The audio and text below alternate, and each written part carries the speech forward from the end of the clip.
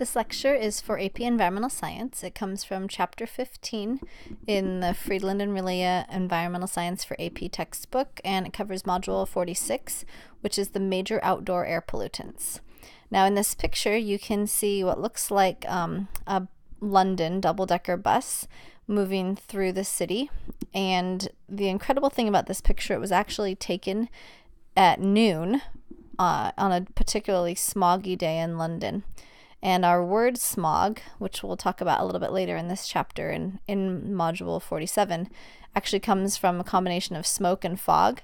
And London was known in particular for their really bad sulfurous smog. So they had terrible smoke from burning coal, and combine that with a bunch of really bad fog, and you've got this really nasty, icky air that nobody liked to breathe. And so this picture was how bad it looked at noon. The bus needed headlights. The police officer there was trying to direct traffic, and it was a pretty gross day to be outside. So what are our major sources of air pollution? Well, factories and human activities, driving cars, things like that, are both anthropogenic sources of air pollution. We also have volcanoes and forest fires and other types of natural sources of air pollution. So it's important to remember that the air pollution that we breathe is not just caused by humans, but we do contribute a large amount to it. Now, overall, you could categorize all the sources of air pollution, or most of them, as combustion.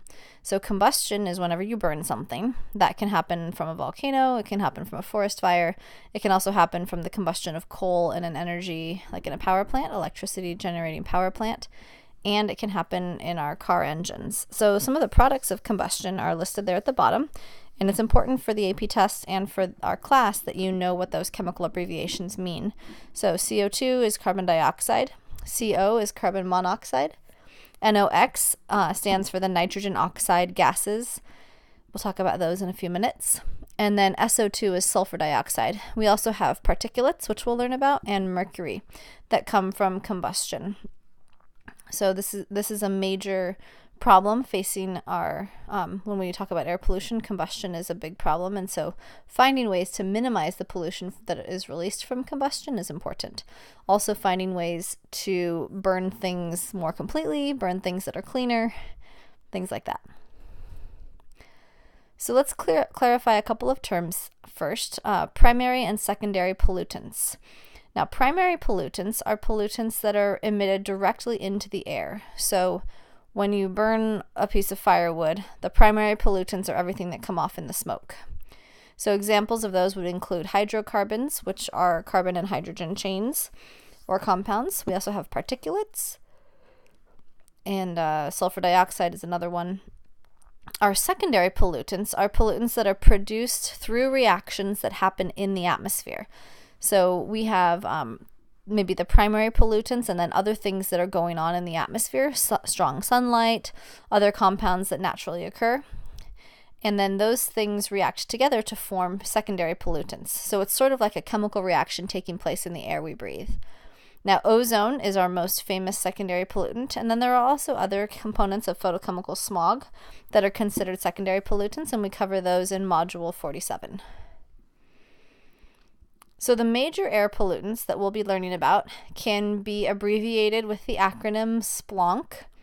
Super fun to say, great to remember. So we'll go through each of those individually. Sulfur dioxide, particulates, lead, ozone, nitrogen oxides, and carbon monoxide. And then there are also some additional air toxics that are regulated. So those are by the Clean Air Act. So those are things that we want to also pay attention to. We'll talk about those at the end of the lecture. So our first major air pollutant, and this is outdoor air. Our first major air pollutant is called sulfur dioxide, SO2. And sulfur dioxide is colorless and odorless, and it's also a precursor to acid rain. So it goes through chemical reactions in the atmosphere, combines with oxygen and water, and creates sulfuric acid, which can then rain back down onto plants and flow into waterways and cause acidification in our surface waters and in our soil. So the reaction in the atmosphere actually forms sulfate first, and then sulfate mixes with water and forms sulfur dioxide. So the major source of sulfur dioxide in our atmosphere comes from the burning of coal. That's a pile of coal in that picture. And this is because all coal has at least a small amount of sulfur in it. Some types of coal have more than others. If you recall back to our energy unit, we talked about bituminous coal having the highest amount of sulfur, and then anthracite has the lowest amount of sulfur. So what sulfur dioxide can do to you if you inhale it directly is it moves down into your bronchial tubes and then into the alveoli, which are the air sacs in your lungs, and it can cause damage to your lungs. It can actually mix with the water and things in your lungs and create sulfuric acid there as well, which creates a burning sensation. And then here's what happens when leaves of plants are exposed to sulfur dioxide. You can see they turn brown and they get a little bit damaged there, so they're not able to do photosynthesis as efficiently. Now our second major air pollutant, SP, so in Splonk, P is the next one. We have particulate matter. So that this is measured by how large it is. So we don't really pay as much attention to what the particle is, but we're more concerned with the size of it. So particulates are added to the air by farming, industry, fossil fuel combustion, strong winds, basically anything that's going to kick up dust or grit, or like particles of, it could be particles of paint, particles of metal, anything like that. And these are added and mixed to the air, and they contribute to our air pollution. So some particular things that could be especially damaging to our lungs include asbestos, which is a naturally occurring microscopic fiber, and that fiber can become lodged in your lungs. We'll talk about that later at the end of the chapter. And then also small particles of heavy metals. And heavy metals can be dangerous because if they can enter the body, they can actually cause neurological damage. So particulates can either become embedded in your lung tissue, or they can actually, the smallest ones, can be absorbed into the blood. So if it's a particulate matter that has a diameter of approximately 10 microns, which we'll talk about in a minute, then that can be embedded in your lung tissue. Particulate matter that's as small as 2.5 microns, so that's a quarter of the size, will actually cross through your lungs into your blood and then begins to circulate in the body, which is not an ideal situation. So the way that we measure particulate matter is total suspended particulates in the air, and scientists are responsible for kind of tracking that and then sending out alerts. Especially in Southern California, we can get alerts when our air quality is not up to standard. So here are some different particle sizes. All of these are given in microns, so that's why they put a little M, bold M down at the bottom there. So this is particle size in microns. So you can see on here we have things between 1 and 10 microns. PM10 is the stuff that we are is one category of regulated pollutants. So that would include asbestos, fly ash or coal dust come from coal-fired power plants. Cement dust can come from construction work. And then smaller than that, we have the very fine particulates, so sulfur dioxide mists and things like that. There's a lot of other things that are found in there. So this diagram kind of helps you understand how big these different things are. They've got a picture there of some beach sand. That's 90 microns in diameter. Human hair is between 50 and 70 microns in diameter.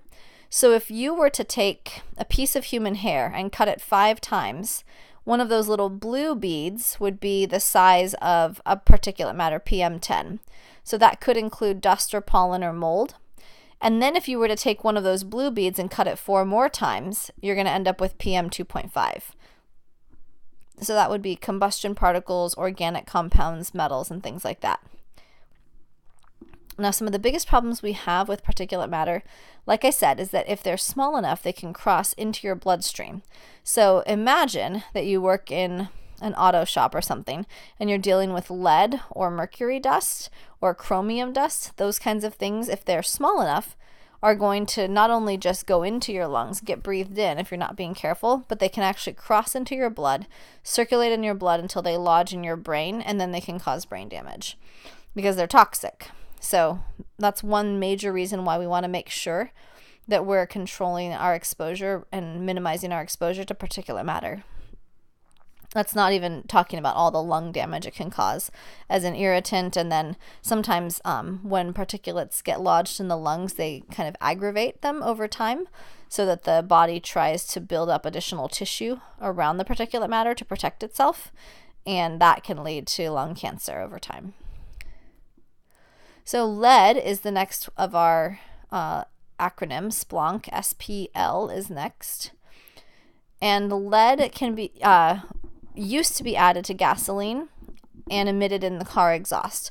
So the reason that the EPA initially started monitoring lead in the atmosphere is because it used to be a major problem. The Clean Air Act was signed into law in the 70s, and it wasn't until I think the 1980s that we started to phase out lead in our gasoline. So that's why when you go to the gasoline station now, all of the pumps are labeled unleaded. It used to be that you could buy leaded gasoline, so gasoline that contained lead, or you could buy unleaded gasoline. And then gradually the regulations became such that they're no longer allowed to add lead to gasoline, which means that we're no longer breathing a lot of lead in the atmosphere. So that's great. We've actually reduced the amount of lead in our air by, I think it's 98% since 1970. So that's a major victory. Now, lead, because we were emitting lead for so long, it still is present in our terrestrial and our aquatic food chains. So lead from the air can get washed out and rained down into the soil and into the waterways, and then they can be absorbed by plants and by the plankton that live in the water. And then once they get up to high enough concentrations in humans, it can cause brain damage, behavior problems, and things like digestive disorders. So these would be major problems if you're talking about large levels of exposure. I know we just read about Flint, Michigan. They were exposed to lead through their drinking water. This used to be another route of exposure was through the air that we breathe. Now, ozone is SPLO, so we're on to ozone. Ozone is a secondary pollutant. So far, everything we've talked about have been primary pollutants. Sulfur dioxide is a primary pollutant. It's released directly. Particulate matter is released directly. That's a primary pollutant. Lead is released directly, or used to be released directly. That's also a primary pollutant. But ozone forms through chemical reactions in the atmosphere. So you can see ozone is a molecule there, O3. It's highly unstable.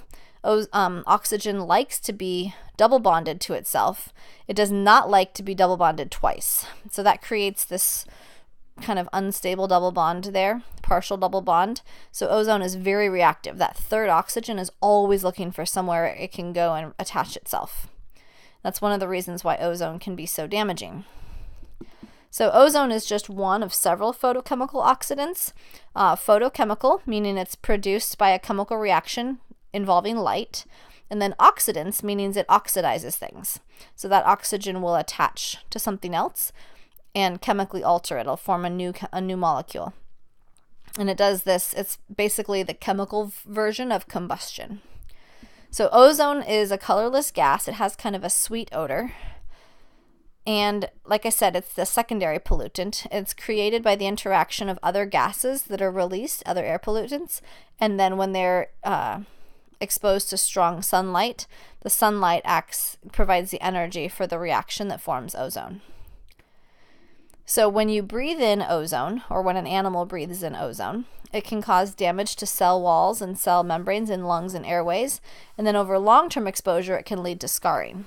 Now, if you remember from our air pollution data, we looked at how bad the ozone used to be in Southern California.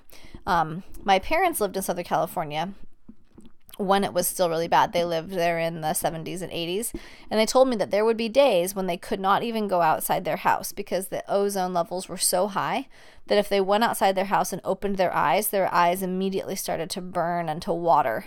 And so that was how bad it was. It used to be. We had so much ozone on those really bad hot summer days. Now, thankfully, we've done a lot to reduce that in California. We've done a lot of work to clean up our air, so that's been very helpful. Now, just a quick reminder, as you will have learned or will be learning in Module 49, ozone is really bad for us in the troposphere. which is where we live, the layer of the atmosphere where we live. We don't want ozone here. It's a secondary pollutant. It's damaging to plants and animals. It's damaging to us. But in the stratosphere, ozone is very, very helpful. It actually protects us from ultraviolet radiation. So this is important to remember, that one chemical can have two different roles. In the troposphere, it's a harmful oxidant and can cause damage to cell tissues. In the stratosphere, it absorbs UV light and actually protects us. So we'll get to that when we talk about stratospheric ozone depletion in the module 49 lecture. Now we're almost to the end. SPLON for nitrogen oxides. And then after this, we'll just have carbon monoxide. So nitrogen dioxide is a reddish-brown gas. This is one of the two nitrogen oxide gases. And then nitrogen oxide and nitrogen dioxide both contribute to photochemical smog, which is the same icky brown smog that has high levels of ozone in it that we just kind of talked about. We'll talk about that more in module 47. Nitrogen dioxide also contributes to acid rain, so we kind of don't want to have this chemical in our air. It's a little bit of a problem. And if you're exposed to high levels of nitrogen oxides, it can cause irritation to your eyes, nose, throat, and lungs. This is basically all of the wet membranes that are exposed to the air.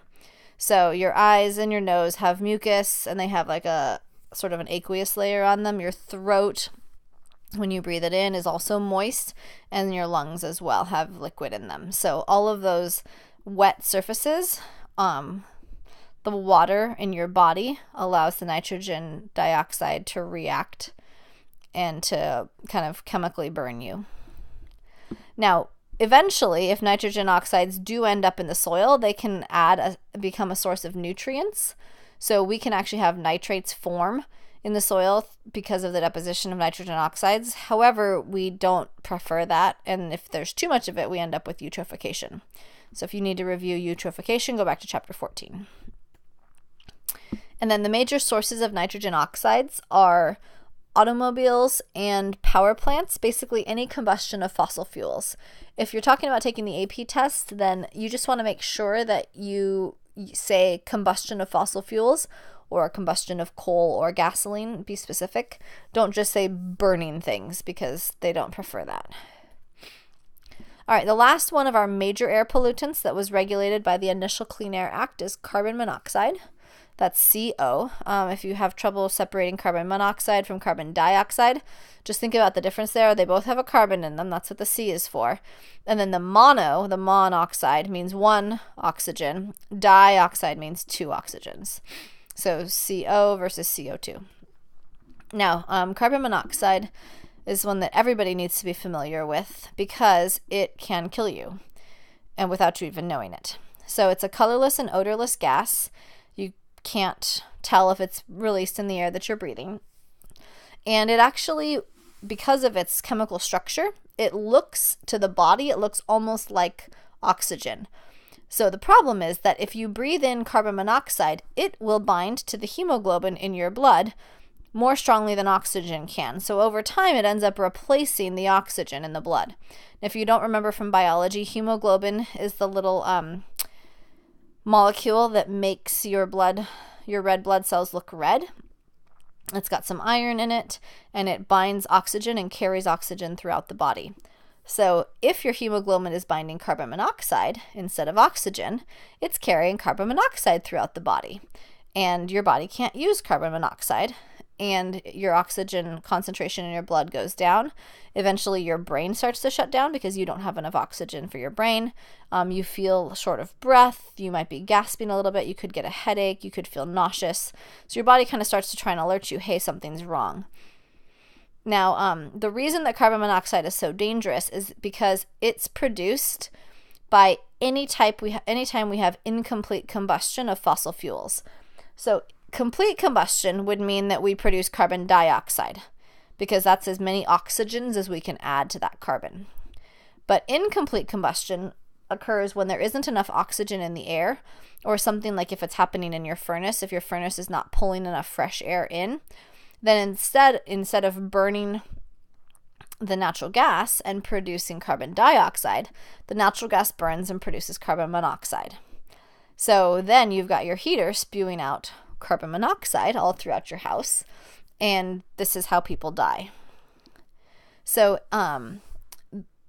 because of that, there's now a law in California that says that all homes or apartments, whenever there's a new person moving in, they need, whoever the owner is or whoever is the seller or whoever is the landlord, needs to inspect and make sure that there are working carbon monoxide detectors in near all the sleeping spaces. So basically what happens is the carbon monoxide, if there's too high a concentration in the air, the carbon monoxide will set off the detector and cause an alarm, just like a smoke alarm, but it will let the family know, let the people living there know that they need to get out of the house because it isn't safe anymore. And I actually had a student, when we first talked about this in one of my very first classes, she told me that she and her family almost died because of this. This was before carbon monoxide detectors were widely spread, and she and her whole family were feeling really sick, and they called their neighbor, and their neighbor said, "Get out of the house right now. I bet it's carbon monoxide poisoning." And they did, and if they had stayed there any much longer or gone to bed that night, they all would have died. So this is a very serious chemical that you need to be aware of, and you need to understand why it's a problem, and you need to make sure that you take steps to protect yourself and your family by installing carbon monoxide detectors. They're very inexpensive. You can buy them at Home Depot, at Target, Costco, lots of different places carry them.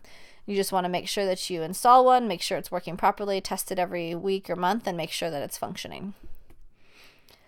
And like I said, carbon monoxide can cause dizziness, headaches, birth defects, if a pregnant woman is exposed, and then death, which is the one we want to all avoid.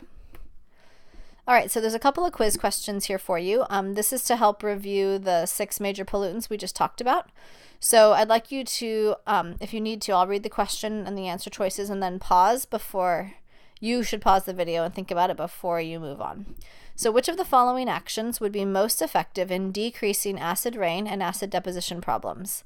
A, using higher smokestacks. B, developing acid-resistant crops. C, adding lime to acidified lakes. D, relocating power plants to areas of lower population density. Or E, reducing the use of fossil fuels. So go ahead and pause the video if you need to, and I'll reveal the answer in just a couple seconds.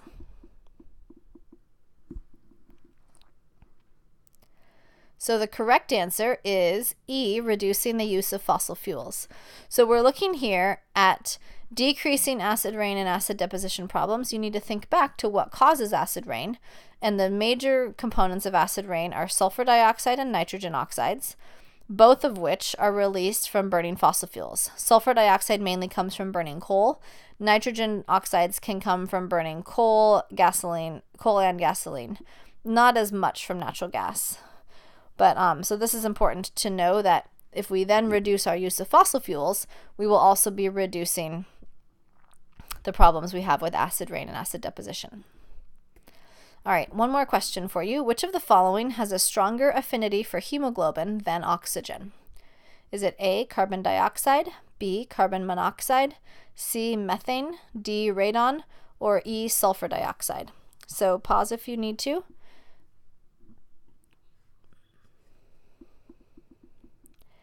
And the correct answer is B, carbon monoxide.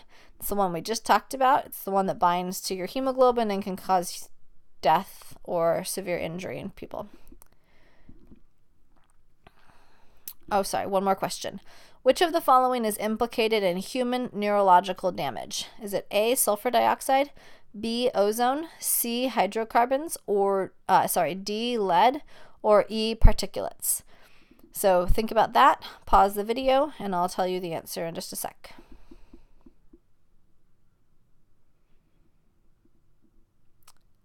And the correct answer is D, lead. Lead is that heavy metal we talked about, where it used to be in the atmosphere because of leaded gasoline. It's also found in our water supply, can get in through lead in the pipes, because our water is transferred to us through lead pipes. And so sometimes if the water doesn't have the right chemical balance, it will actually leach lead out of the pipes and into the water.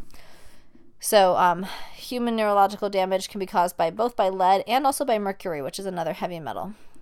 Those heavy metals are really bad for our brains. All right, so we're going to talk now about volatile organic compounds and other air toxics, and then we'll be finished with this lecture. So volatile organic compounds have a three-part name, and it just tells you what it does.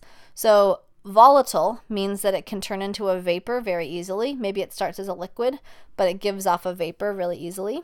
Organic means that it contains carbon-carbon and carbon-hydrogen bonds. That's the chemical organic, chemical type of organic, not the produce type of organic. And then compounds means it's just made up of more than one type of element. So volatile organic compounds are abbreviated VOCs, and they are found in solvent vapors. So that could be things like acetone, certain alcohols, things like that.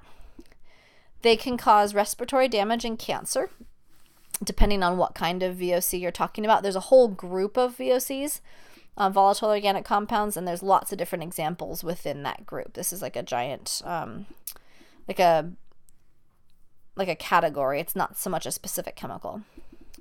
So there's some examples of VOCs that you might be exposed to. One of them is gasoline. That's a pretty ubiquitous one. Also formaldehyde. Formaldehyde is not just found in your preserved specimens in science class. They actually use it in insulation. They use it in glues, in flooring, in foam. So probably when you buy that new furniture at IKEA, you're bringing formaldehyde vapors into your house. Acetone is also known as nail polish remover.